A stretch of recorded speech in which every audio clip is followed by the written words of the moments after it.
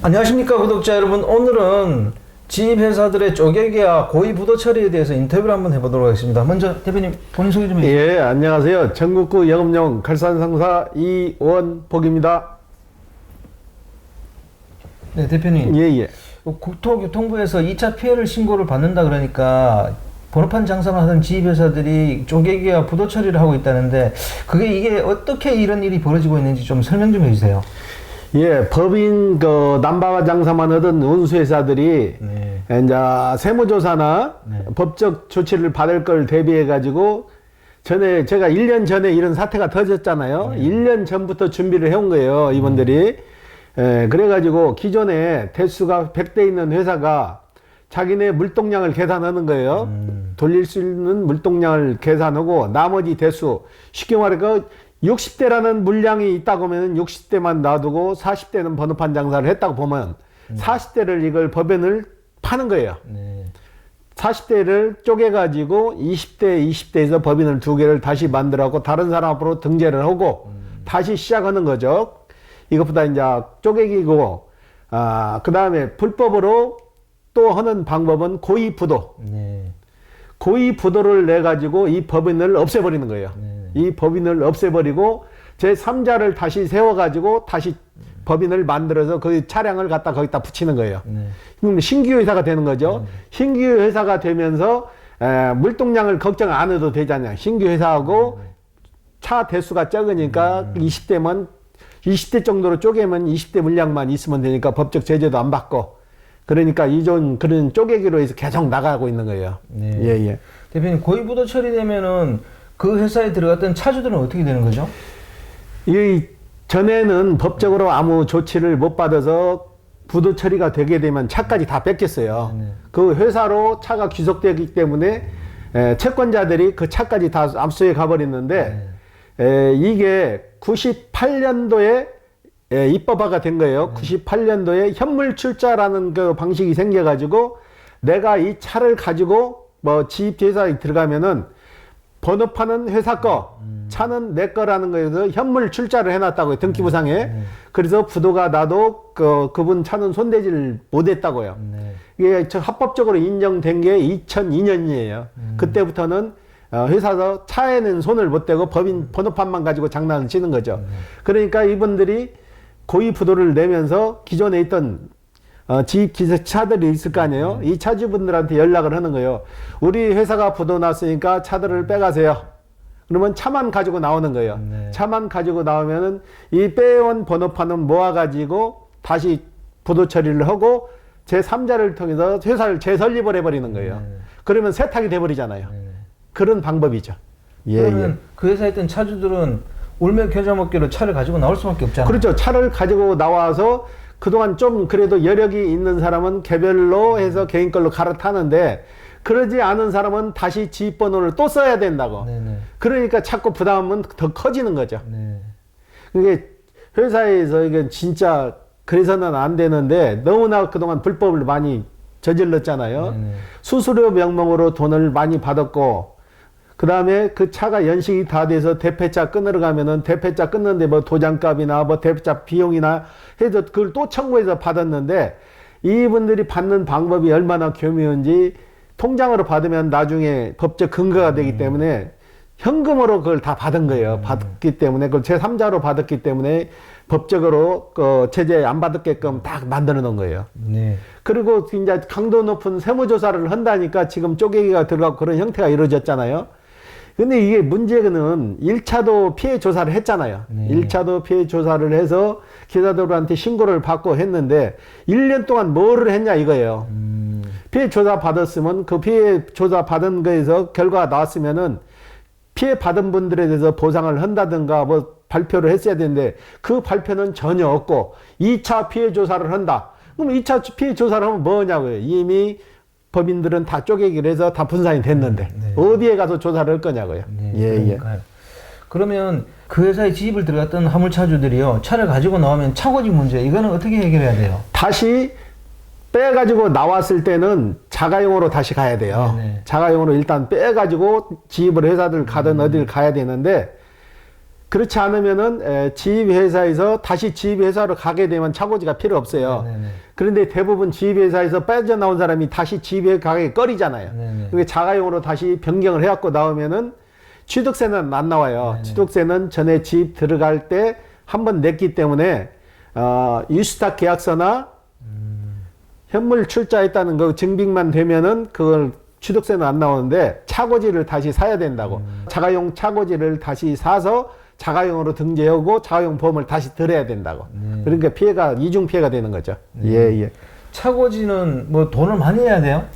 차고지는 길이, 폭에 따라서 금액이 결정돼요. 자가용 차고지는 싸요. 자가용 차고지는 대한민국 이 차고지점이 모순이 굉장히 많은 게 울릉도에 있는 땅에 차고지를 끊어도 법적으로 인정을 해줘요. 이게 얼마나 모순된 작업이라고. 실질적으로 그 기사분이 울릉도에 가서 차 대는 건 아니잖아요. 서류상으로만 왔다 갔다 하는 거예요. 이런 제도를 왜 구태여 기사들한테 피해를 줘가면서 가지고 있는지, 그런 제도를 유지하는지도 제 의문인데, 그 지역의 차고지를 끊어서 큰 차들은 대형 주차장에 그 차를 집어넣고 그런 차고지 같으면 당연히 인정을 해주죠. 근데 서류상으로만 차고지가 왔다 갔다 하는 거예요.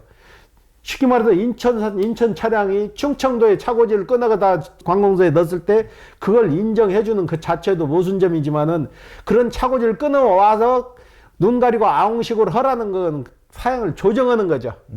그 필요 없는 차고지잖아요. 어차피. 내가 돈 주고 되는 주차장이 차고지인데 차고지가 그렇게 우리나라에 넉넉해지진 않잖아요. 그걸 길가에다 대고 그러면은 밤샘 주차를 해갖고 과태료 막 20만 원씩 딱지를 맨날 붙여놓고 그러니까 기사분들도 이게 애로사항이 참 많아요. 그 넓은 주차장을 확보해서 그 차고지 안에 넣고 단속을 한다든가 그러면 괜찮은데 차고지도 만들어 놓지도 않으면서 주박차 단속을 해서 기사들한테 자꾸 부담을 주고 딱지를 끊고 그리고 1년에 한 번씩 차고지 갱신을 해야 돼요. 1년에 한 번씩 차고지 갱신을 해야 되는데 돈 주고 차고지를 사서 그 주차장에다 대지도 않고 서류상의 차고지만 왔다 갔다 하는 거라고. 그런 제도를 왜 가지고 있는지 저도 이해가 안 가요. 예, 예. 그렇다면 대표님, 번호판 장사만 하던 지입회사에 들어갔던 차주분들이 나와서 영업용 번호판을 사면 또 차고지를 확보해야 돼요? 그렇죠. 다시 똑같은 거예요. 자가용으로 빠져나올 때 차고지 사야 되고 다시 영업용으로 갈 때 다시 또 차고지를 또 끊어야 된다고요. 그러니까 차고지가 두 번 들어가는 거죠. 얼마나 이게 금전적 낭비고 모순이냐고요. 예. 그럼 여기서 우리가 한번 짚어봐야 될 게 대표님, 그 지입회사에 있던 차가 연식이 오래됐잖아요. 예, 예. 그러면 영업용 번호판을 구입해서 달라 그러면 아무 번호판이나 달 수 있어요? 유튜브에도 그 질문하신 분이 있었는데 굉장히 그게 안 되는 거예요. 쉽게 말해서 내 차량이 2010년식이다 하면은 10년식 밑에 9년, 8년, 7년, 6년, 5년 걸 위로 올려 붙이는 거예요. 이게 정부 차원에서는 오래된 차를 점차 없앤다는 개념이죠. 없앤다는 개념인데 제가 생각하는 관점이 이것도 모순점이 있는 거예요. 그 차가 1년에 한 번씩 정기 검사를 받잖아요. 그리고 오래된 차는 매연 절감기가 달려 있어요. 그리고 환경 규제에 통과가 되면은 거기에 관계없이 아무 번호나 붙일 수 있게 그걸 해줘야지. 그것도 연식 제한을 둬서 오래된 번호판은 또 좀 더 비싸요. 구하기도 어렵고. 그러니까 여러 가지 핸디캡을 주는 거죠. 그게 잘못된 거죠. 그리고 새 차 같은 경우는 3년 미만 차량 같으면은 아무 번호판에다 같이 붙일 수가 있어요. 그러니까 그런 차는 괜찮은데 오래된 차는 번호판 구하기도 힘들고 오래 기다려야 되고 그러니까 더 힘들죠. 일도 못하고. 예, 예. 그럼 오래된 번호판이라는 걸 어떻게 확인할 수 있어요? 차량 등록증을 기준으로 하거든요. 차량 등록증에 보면 최초 등록일이 나와요. 2010년 뭐 1월 1일에 등록했다면 그 번호판도 2010년 1월 1일 번호판이 되는 거예요. 2020년 1월 1일 등록했다면 번호판도 2020년 1월 1일 번호판이 되는 거고요. 2023년도 1월 1일에 등록됐다면 번호판은 2023년도 1월 1일 번호판이 되는 거예요. 그렇게 되면은 그런 번호판을 사면은 또 취득세가 많이 나오죠. 오래된 번호판을 사가지고 붙이게 되면 취득세가 많이 안 나오는데 2023년도 차 가격이 뭐 쉽게 말해서 1억짜리다. 그러면은 구청에 과표가 있어요. 구청에 과표가 1억이 잡혔으면은 영업용 취득세는 0.4%. 그러니까 한 400만 원 정도가 나와버리는 거죠. 이게 취득세 부담도 큰 거죠.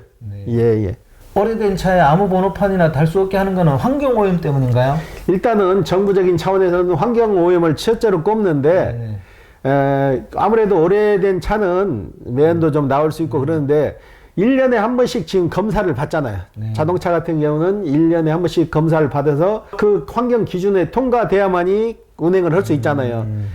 그러면은 구태여 거기까지 그 연식 제한을 둘 필요는 없다고 봐요. 검사를 해서 통과됐는데 구태여 그 번호판에 맞춘 번호판을 밑에 번호판을 구해서 또 붙이라는 것은 모순된 거죠. 네. 예. 결국 지입회사들이 고의부도 처리를 해가지고 화물차주들은 차고지도 확보해야 되고 영업용 번호판도 구입해야 되고 이런 이중의 피해를 또 당하는 거네요. 그렇죠. 예. 최근에 그런 분들이 오신 사례가 있습니까?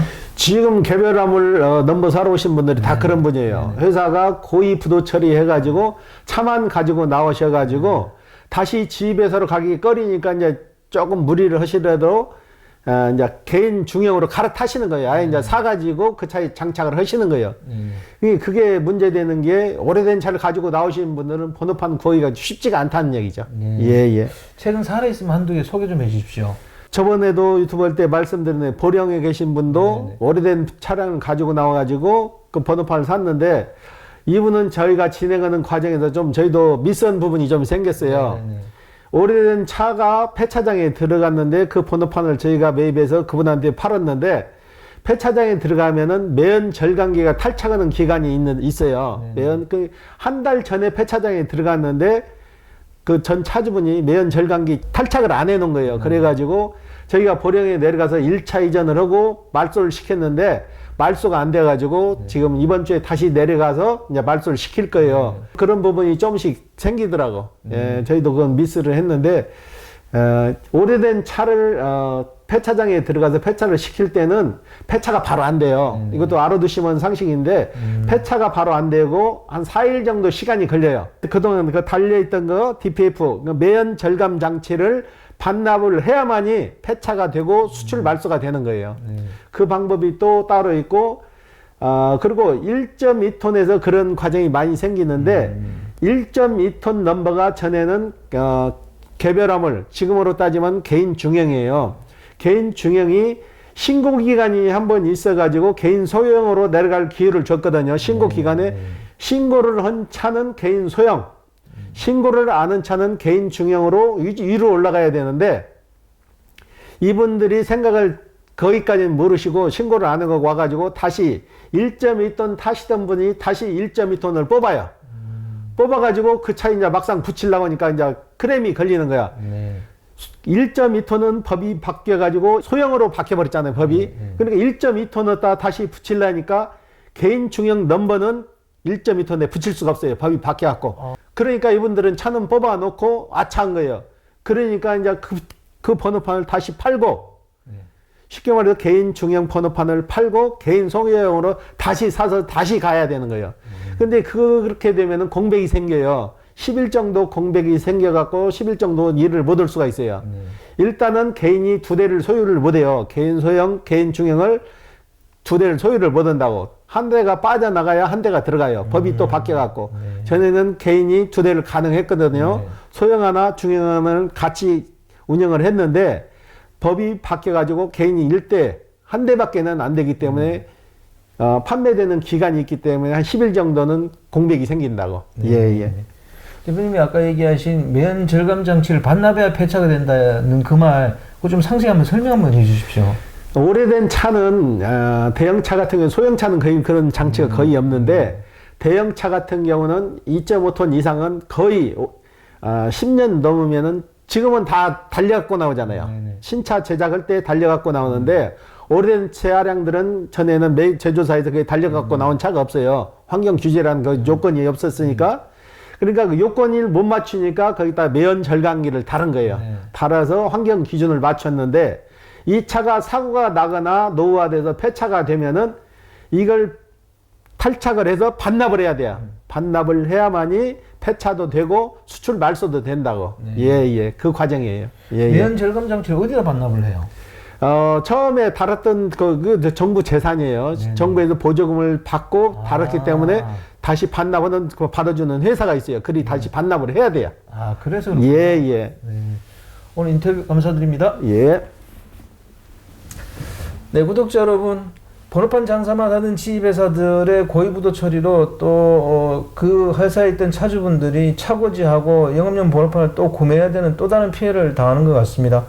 앞으로 지입제를 조금 더 개선하든지 어떻게든지 신경을 써서 실제로 화물하시는 분들이 조금 더 원활하게 일을 할 수 있도록 정부에서 도와줬으면 좋겠습니다.